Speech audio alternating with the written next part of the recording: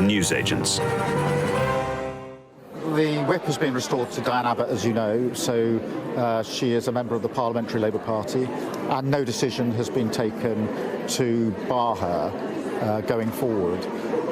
Obviously, my whole focus is on the election campaign, and we're very happy to be out campaigning here today, talking about what we're going to do in relation to the NHS to drive that. We were told that the Labour campaign would be disciplined. We were told that the Labour campaign would stay on message. We were told that the Labour campaign would be laser-like in attacking the Tories and only going where it wanted to go. And yet here we are in this first full week of the general election campaign, and what is the Labour Party, Keir Starmer, being forced to talk about day after day but Diane Abbott? He is saying no decision has been taken to bar her. She's got the whip back as a member of the Parliamentary Labour Party, then presumably she can stand as an MP. Or can't she? The Labour slogan is, "Stop the chaos." This all looks pretty chaotic. Welcome to the newsagents. It's John. It's Lewis. And this has not gone exactly brilliantly over the past 24 hours, because in 24 hours it has been absolutely clear as mud what on earth is going on in the Labour Party over Diane Abbott. It's not like this has suddenly been sprung upon them.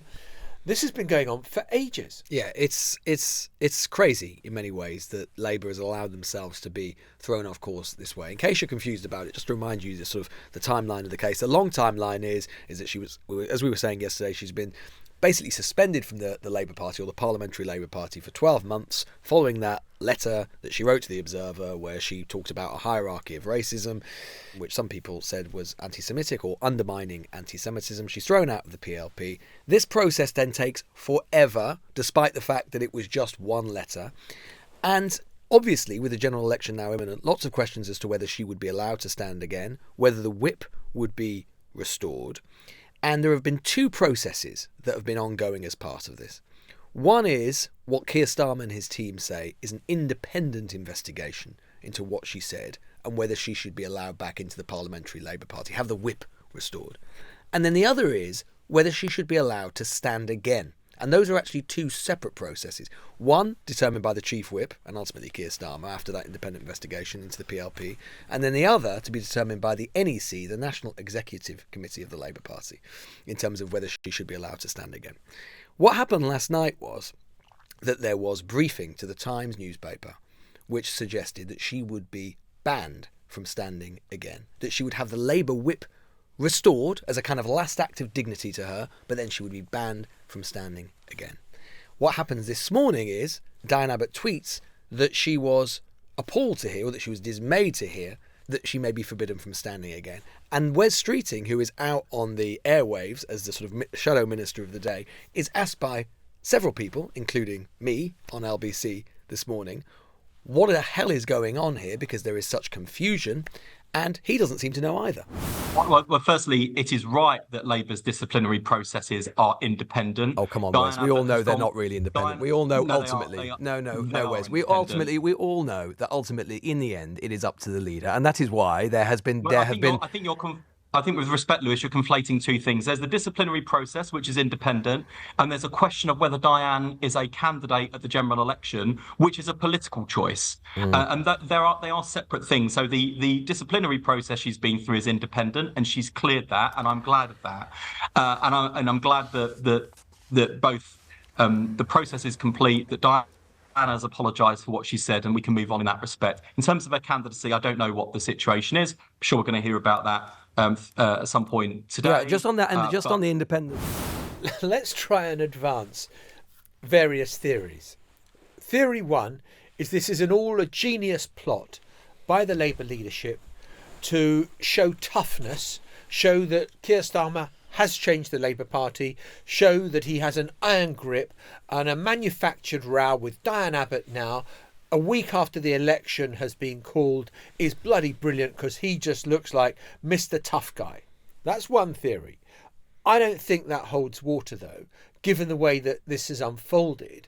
And as we say, we're now in this contradictory position where, well, if you've restored the whip to her and she's got a clean bill of health, then why wouldn't she be standing as the candidate, for Hackney and Stoke Newington? There's no reason then. That is exactly right. There is no obvious logical reason as to why, if she has had the whip restored, thereby in effect been forgiven by the Labour Party, she apologised and accepted contrition and so on, then why shouldn't she be allowed to stand again? And the theory that is doing the rounds is that what happened with this briefing, which was given to the Times yesterday, saying that she would be banned from standing again, the theory is that basically a delicate equilibrium, a balance, a deal which had been struck between the Labour leadership and Abbott herself was broken. Because it seems as if, it's being reported as if, the deal was that she would get the whip back, it would give her dignity back, it would allow her to say that she was standing down as a Labour MP rather than as an independent, but that she wouldn't stand again.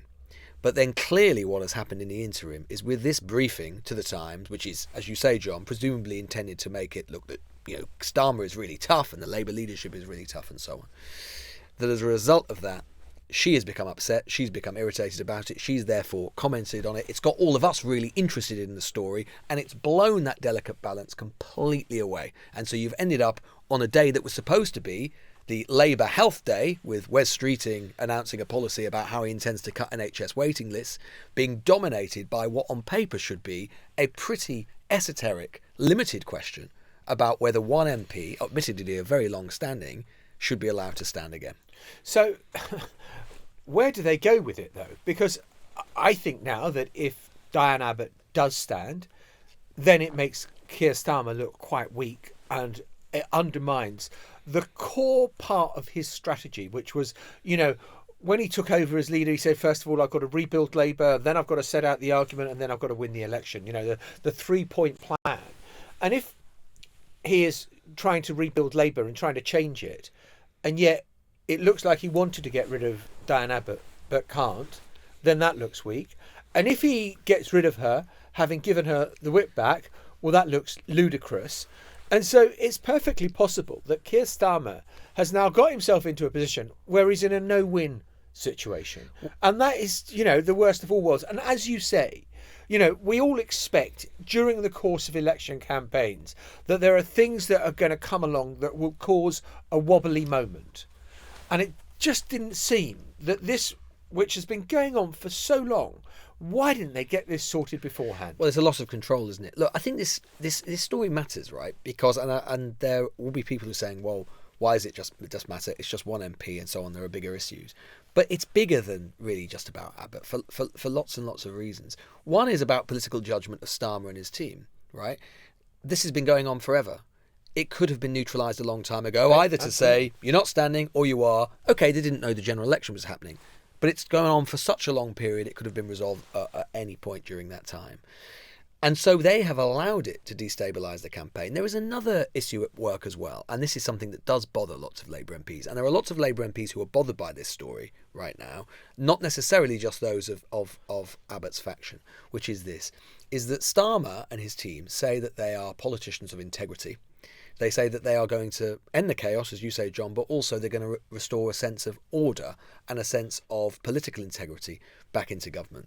Well, of course, they already control their party. And the thing that rankles for a lot of people is that they say that Abbott is clearly being treated differently, that the rules are being applied inconsistently between different MPs of different factions. So there are cases of people who are allies of Starmer who have said things which are just as bad, if not worse, frankly, specifically around anti-Semitism, but other things as well, who have either not had an investigation launched into them, or if they have, they've had the whip quickly restored.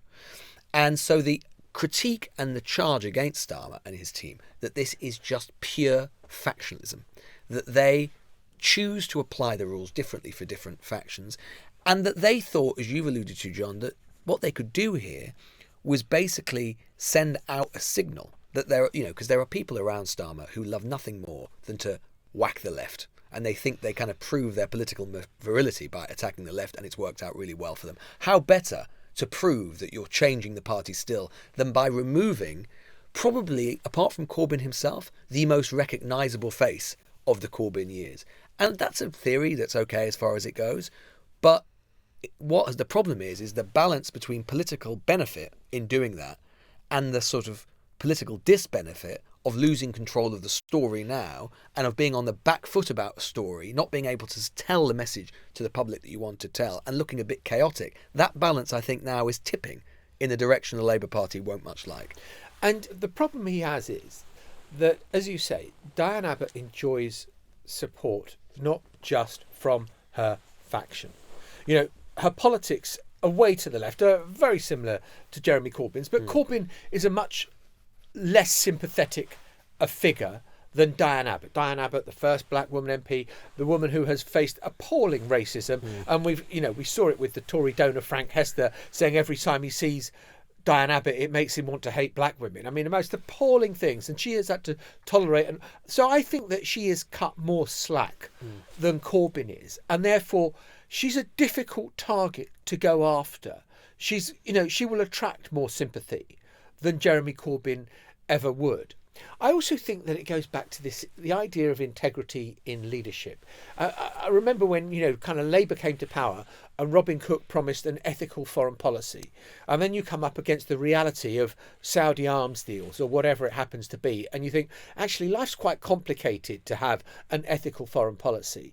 Politics is dirty.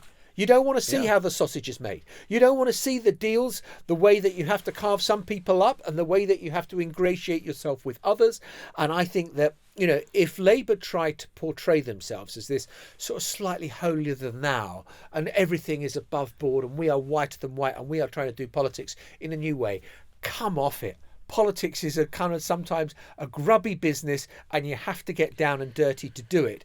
And it's raising expectations that are not going to be met. Well, indeed, and that could end up being a hallmark of the Starmer government. What we could be seeing here is an early glimmer of what that politics might look like in the way that Starmer and his team, and Starmer in particular, have set themselves up as this sort of, team, and in particular a man of integrity. And yet here we are, where there are other questions about his integrity on this. We raised one of them yesterday. One of them is about what Starmer knew about the independent process, right? Because when I asked him about it 2 months ago, he said that process was still ongoing. There is a suggestion, in fact, it concluded in December. The integrity or otherwise of, remember, you just mentioned the Frank Hester affair, John, with the donor. Remember, the Labour Party sent a fundraising email off the back of that row, basically saying that the Tory party is full of racists, it's got a racist donor, and you need to give us money to stop them. Well, that's raising money basically off the back of Diane Abbott, but they're not allowing her to stand again, potentially. These are all questions of how you deal with basically the kind of day-to-day morality of politics and how you conduct yourself. And there's another question as well, which is just how straightforward Starmer is being in terms of just describing all of this stuff as an independent process. I mean, come on, right? Like, ultimately, it will be the NEC, the National Executive Committee of the Labour Party, as he has said, who will decide whether or not she's allowed to stand again. Who is the NEC controlled by? It's controlled by Starmer and Starmer's faction. There's a Starmer majority on the NEC. Ultimately, it is up to Starmer and his team as to how they handle this. But they are allowing this to drag on until next week. He's saying this will be a decision which will be made next week when the NEC meets. This is crazy. The way these things can get away from you in an election, I think it is politically naive to think that we can just tamp this down, have it simmering on the back of the stove. We'll come back to it next week, is lunacy. They need to grasp this. I mean, we pulled a clip from the episode that we'd put on social media last night and got a lot of blowback for it. And the reason we did it was because it seemed like we were out of date and we'd got it wrong when we were saying, no decisions were taken. And then we suddenly hear, the whip's back. And we think, OK, well, we've got it wrong, so let's pull the clip. You can't do it like this. You've got to grasp it. It's chaos. We need, surely, there has to be something today which clarifies the position of whether Diane Abbott is or isn't the candidate at the next election in her constituency. There's another reason as well as to why this is a dangerous kind of moment for the Labour campaign, which is that John, what it's like in terms of kind of how journalists work, how we work in election campaigns. Frankly, an election campaign where Labour is just streets and streets ahead throughout the entire thing is very boring, right? Totally. They should know. I mean, again, this pulled the curtain back thing, and maybe people might think this isn't very attractive in some ways, but it is how it works. Journalists work on narratives, particularly in the general election campaign, particularly with the way social media is now. You have different narratives kind of constantly sort of vying for attention or dominance, and they can come and go, lots of them, throughout the course of the day.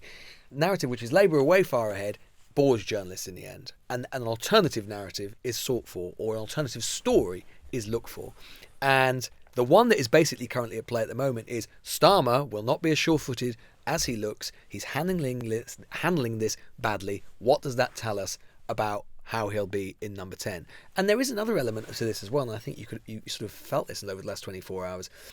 I think Labour shadow ministers and the Labour operation, obviously they've been used to a lot of scrutiny. You can feel it's going up a gear, and it's going up a gear. You know, we're going through whole news cycles now where the Conservatives, where the government isn't even getting mentioned. They might be quite happy with that, given everything that's going on with Labour. But you can tell they're having to get used to a certain level of intensity, which I think has taken even them by surprise, or has taken them aback. And it is just, again, a foretaste, a glimmer of what could be to come in government. There are enough old hands who have seen it before who should have known better. There are enough people who are battle-hardened, who have fought a lot of elections in a way that Keir Starmer hasn't, but who should have maybe expected that the level of scrutiny when you are asking the British people to vote for you goes up a considerable degree. Anyway, we will be back. So yesterday, Nigel Farage goes to Dover. And against a backdrop of Union Jack, what else? He makes a speech about small boats and immigration, and he's there banging the drum for reform. I think he's the honorary president of reform, if I've got the title quite right. Yes. He's not running for election. No. He's got a full-time contract as a TV presenter, doing his own show, which he does well, and he's a great communicator. So why are we taking so much bloody notice of him, his speeches? There was an interview with him on the 10 o'clock news last night. Not only do they cover the Farage visit, and they also play a clip of Farage in Dover, there is also an interview with him done by the political editor, Chris Mason. And the political editor for the BBC at a time of a general election is bloody busy.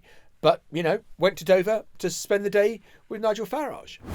Take on the critique that says you're a divisive contributor. What do you say to those people directly? Well, I'm willing to say things that others aren't. And which some find inflammatory? No, they find embarrassing and difficult and awkward. Help out our viewer or listener who thinks, hang on a minute, 1 minute it seems that Nigel Farage is flirting with the Conservative Party, the next minute he wants to destroy it. Which is it? I have not flirted with the Conservative Party, all right? Many of their MPs and peers and members have flirted. I'm not going to say the bowling was as severe as I've ever seen in a cricket match before. He's challenged Rishi Sunak to a debate on immigration, a TV debate on immigration, saying that if the Prime Minister's confident in what he's got to say, why doesn't he debate him? Which is bizarre, because he's not the leader of his party. He's actually basically a commentator, a broadcaster, a journalist, a good one, as you say, John, a good broadcaster, but it is weird. And so I kind of try to figure out, why are the broadcasters covering him in as much detail as they are? And Lewis, you and I had the other day a conversation on the Sunday episode of the podcast about Richard Tice. He is the leader of the Reform Party. He is putting his hat into the ring. He is standing for election. Quite right. We are going to hear from Richard Tice. We are going to interview him. We will scrutinise the policy and the platform on which he stands. But why Nigel Farage? Because, I mean, there was an extraordinary moment yesterday for the BBC where they take some of Farage's speech, and the presenter in the studio, Geeta Gurumurthy, pulls away from it and says something that was a bit off colour. That this is now a matter of national security. Nigel Farage with his customary inflammatory language there at a Reform UK press conference. He declined to stand for a seat, but we will have more on what Farage is saying. And she is then forced to apologise for it. Yeah. Now, an apology. Earlier today, we heard live from Nigel Farage speaking at that election event we just saw. And when we came away from his live speech, I used language to describe it, which didn't meet the BBC's editorial standards on impartiality. I'd like to apologise to Mr Farage and viewers for this. Now, my question is not whether she was right or wrong to apologise for it, because I don't think it's, frankly, as a BBC presenter, probably the right thing to be talking about someone's inflammatory language. But why were they taking the speech in the first place? That's my point. Why was he on? It's a really great question. And I think that, look, Farage, not for the first time, is pushing the kind of limits, pushing the boundaries of kind of how politics and media and the intersection between them works. And I think because he now does have this really weird hybrid kind of role, right, where, yeah, as you say, he's got this full-time presenting job on GB News where he's, supposed to, at least according to Ofcom rules, at least supposed to, act in a different way than you would expect a political actor to do. He said he's not going to stand, and yet he's still touring the country and the broadcast studios, the airwaves, as if he were the leader. And I think that does really pose a big challenge and a big question for broadcasters and for Ofcom as to how to handle that. And I haven't seen, we're still in the early days of the campaign, but so far I have not really seen any sign from broadcasters as to whether they are grappling with that or not. Because as you say, John, BBC, others were covering his speech live, interviewing him as if he's a political player, political actor. He's not. He has an association with the Reform Party, but he's basically a form of journalist, really. I don't think there's any precedent for it. I don't think it's ever happened before. Well, it seems to me that it should be either or.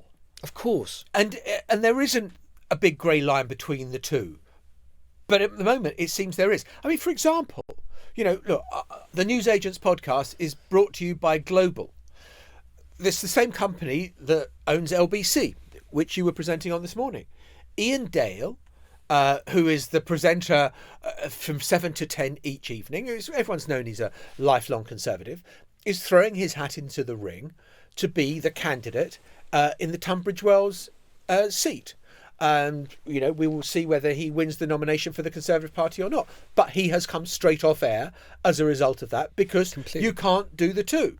Yeah. And yet Farage is still being allowed to be the TV presenter, but also the political campaigner, and treated as though he is a political leader. And, I don't know whether he's slated to appear on Question Time or any other programmes at all. But it's just very odd. And that would be the case with every other political figure. I mean, David Lammy also used to be on LBC. He's come off for the election campaign and presumably for the foreseeable future because he hopes to be the Foreign Secretary. So, yeah, this is how normally broadcasters always do it. We always know that GB News is a different case, not because the rules are different, but because they are, as we know, they've pushed the rules in all sorts of directions.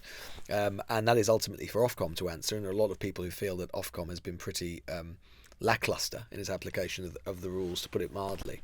But as I say, I think that what has surprised me is the extent to which broadcasters themselves, at least so far in the campaign, aren't grappling with it. I mean, when we were talking about Richard Tice and we were talking about one of the long-term reasons for Farage's success, it is true to say he always gives good interview, right? If you're thinking about, if you're a producer, and we've both sat down, we do it for this show, we're always thinking, who's going to get us into the news? Who's going to get us a line? Who's going to get us sort of being talked about? And make no apology for that. That is part of the stock in trade of journalism. If you're not being talked about, then frankly, you might as well be dead, in terms of, particularly in the way that the news cycle works these days. So that is how everybody thinks. That's the psychology. Everyone always knows that Farage gives good interview. He's a colourful interviewee. He will say something that, particularly in the social media age, generates clicks. Again, you can think this is good or bad. It is just the way that it works. This is part of the big reason for his success over the long term. It's the reason he's been such a political survivor and so influential. But he is something different now. And I think it is setting a really dangerous precedent to have a kind of half in, half out, quasi-commentator, quasi-political actor, and being treated as such in the political and media domain, particularly in the broadcast space, and no one seems to be thinking about it. I'm going to make a prediction that between now and July the 4th, we're going to see quite a lot of opinion polls. And the news agency is delighted to say that we have got our polling partner in the studio, and that is from More in Common, and Luke Trill is here. Luke, you've been with us before. We're delighted to have you with us. I want to talk a bit about polling in general, about what people should look for, because it's so confusing. I think at a time of election, you suddenly see one poll. There was one in the Mail last night which said the gap between Labour and Tories has narrowed massively. Do you take that seriously, or should you look at a range of polls and start looking at polling averages? Well, the one thing I would say is we're basically going to have a poll every single day of this campaign. Some days we'll have multiple polls. And what I would always say to people is don't get too excited about one individual poll. The two things to look for are, firstly, what does the average of polls say? Because polls use different methodology, they take different approaches, they're going to come out with different results. So look at that average. And secondly, more importantly, look at the trend over a few polls. Are there consistently polls showing Labour's lead widening or Labour's lead narrowing? That will give you a better picture of how the campaign's playing out. And obviously, we've now just had the first sort of clutch of polls where the fieldwork has taken place since the election is called. Have they shown anything interesting? There's been a range of polls that have come out, and I think the most interesting thing actually is the spread between them in terms of the size of Labour's lead. Today we had a YouGov poll out which put Labour 27 points ahead of the Conservatives. That's at the upper end of Labour's lead. But as you said, John, we had that poll yesterday from JL Partners, had a Labour lead of 12. Now, both those polls, of course, were in big Labour victory territory. 12 points was about what Blair led by in 1997, but it's still a huge spread. And of course, imagine if Labour weren't leading by as much, if it were closer. We could be in a situation with one pollster having a 7-point Tory lead and one pollster having an 8-point Labour lead. And that's the extent of the spread we've got at the moment. And what explains the spread? Different methodology? It is different methodology. So some pollsters, it's particularly how they treat the don't knows. So some pollsters basically exclude don't knows from their calculation and assume they'll vote in proportion to the rest of the sample. That tends to produce a bigger Labour lead. Other pollsters, and this is what we do at More in Common, we ask us what's called a squeeze question. We say, OK, but if you had to choose, who would you pick? And that tends to take a little bit off Labour's lead because more Conservatives will come out through that. The third approach, which is what's used by the pollsters who at the moment have the smallest Labour leads, is to try and model what the don't knows would actually do. So JL Partners is very interesting. They use a machine learning approach to try and match the don't knows to other types of voter. And also, and this is the other variable between pollsters, trying to decide who will actually turn out, who will come out and vote, because we know that people who say they'll come out and vote in polls often over-exaggerate the likelihood. I think, look, this underlines a really important point in polling, which is that people think polling is a precise science. It is not. It is cookery, where you're taking a spoonful of this and a pinch of that, and you add a little drizzle of something else, and then you get to your poll in the hope that you are kind of taking into account the factors, the variables of the undecided, or what the turnout is going to be, and all those things that lead you to the kind of your headline figure. But it's not just because 47% have said this and 33% of that. No, absolutely. We have to make a judgment call about, how many graduates do we include, for instance. We know that some of the big polling misses in the US were caused by oversampling people who had a degree, which tended to exaggerate supports for the Democrats when Trump first got in. You've got to look at, how many young people, and are the young people you're getting representative, people from minority groups. I have to say, historically, the polling industry right across the board hasn't been very good at getting good ethnic minority samples. So there's lots of judgment calls that we have to try and make in the hope of approximating public opinion across the country. I mean, obviously, pollsters don't just poll on overall headline voting intention. They poll on leaders, but they also poll on specific policies. Obviously, the big policy measures so far have been Conservative, mainly national service. You've got a poll about that today, right? Absolutely. Exclusively for the newsagents, we've been asking about national service. And the first thing to say, it is undoubtedly true that the policy has cut through with the public. We gave people a list of policies and said, which of these have the Conservatives announced? And 63% correctly identified that national service and that's high. Policy. That is high for a policy, especially at this stage of the campaign.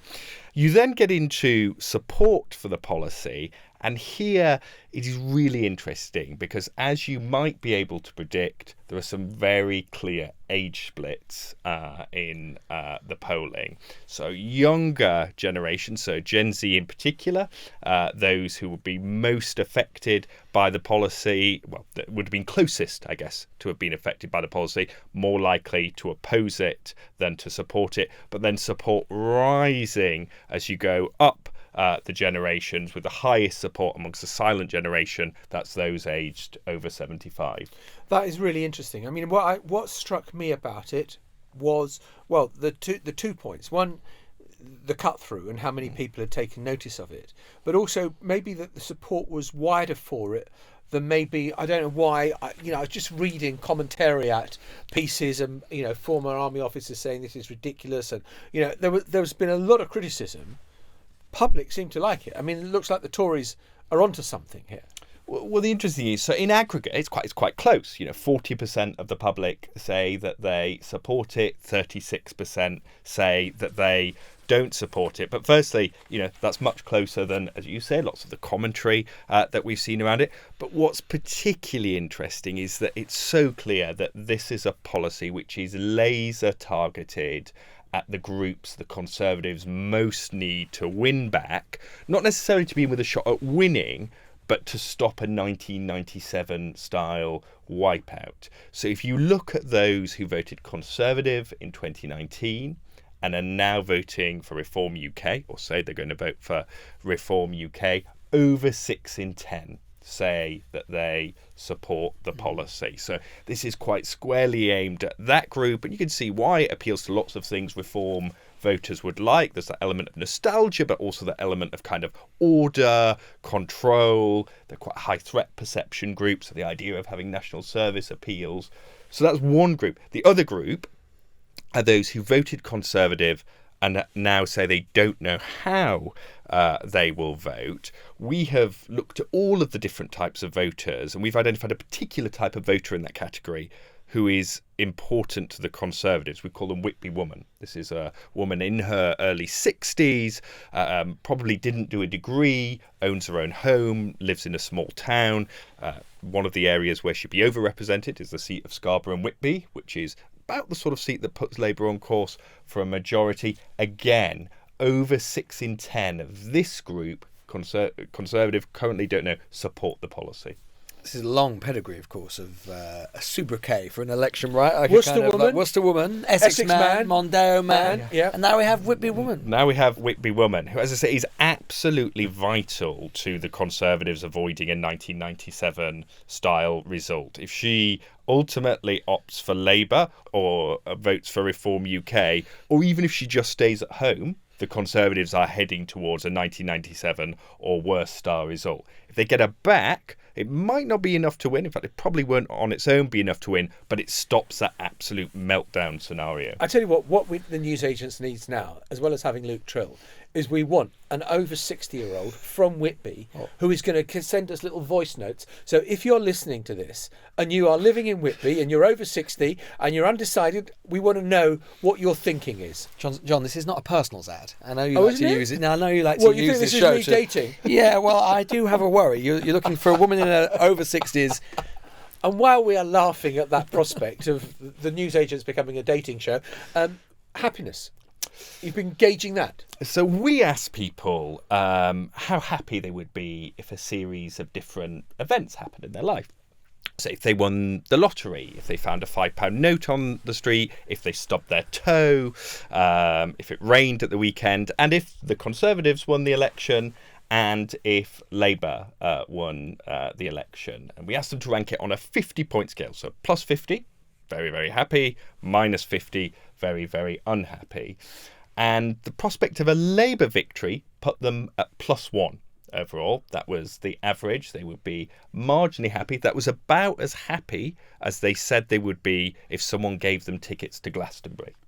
On the other hand, the Conservatives were -11. They would be unhappy if the Conservatives won, which was about the same level of happiness as they would be if it were to rain next weekend.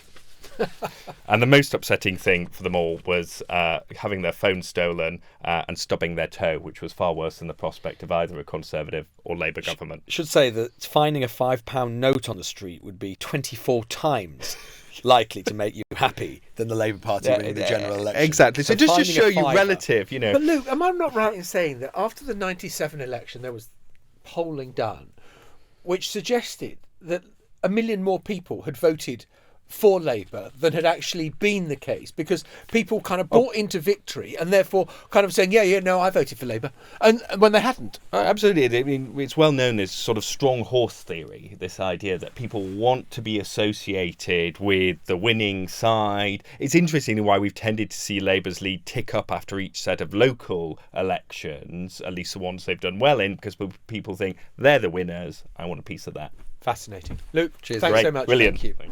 And before we go, very excitingly, in New York, the jury is being sent out to consider its verdict in the Donald Trump hush money trial, the first former president ever to face a criminal conviction. And soon it is going to be in the hands of those 12 people, the jury, who will decide whether he is going to have a criminal record, possibly going to prison, can't see it, but possibly, or not. Our very own 12 angry men. Yeah. And women. And it's kind of hard to see how it goes. All it takes is one juror to decide, you know what, I'm not convinced that there is the evidence there to convict, and then it's a mistrial and Trump walks free.